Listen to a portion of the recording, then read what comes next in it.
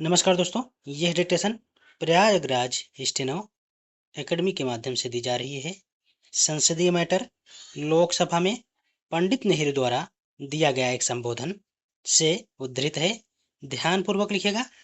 Speed 80 से 85 शब्द प्रति मिनट की गति से रहेगी। Ready, start. जम्मू तथा कश्मीर राज्य के संबंध में 24 जुलाई 1952 को प्रधानमंत्री द्वारा दिए गए वक्तव्य पर विचार किया जाए। सदन को स्मरण होगा कि कुछ दिन पहले मैंने जम्मू तथा कश्मीर राज्य के कार्यों के संबंध में यहाँ सदन में एक लंबा वक्तव्य दिया था।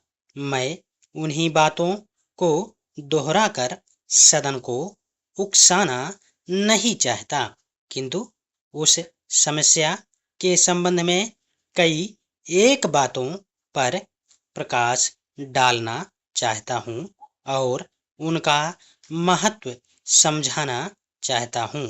विगत 5 वर्षों से यह समस्या हमें अपनी पकड़ में रखती रही है और भारत सरकार को इसके कारण एक भारी बोझ उठाना पड़ रहा है। इसका बोझ इसलिए बहुत भारी रहा क्योंकि यह समस्या बहुत ही पेचीदा थी और हमारे हाँ या नहीं से सुलझ नहीं सकती थी। इसमें अन्य बातें भी शामिल थी। इस संसार में बहुत सी ऐसी बातें हैं जिन्हें हम स्वेच्छा से ही घटित होना देखना चाहते हैं, किंतु हम अपनी इच्छा से उन सांसारिक घटनाओं का रूप बदल नहीं सकते। सदन को विदित है कि हम संसार के एक दुखांत नाटक की भूमिका के समक्ष दर्शक बनकर खड़े हैं।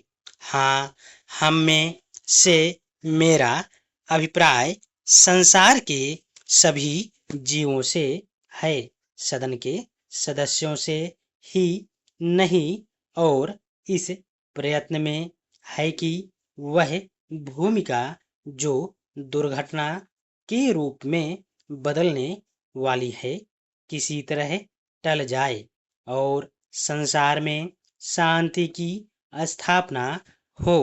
किंतु कोई भी व्यक्ति इन घटनाओं को काबू में नहीं रख सकता।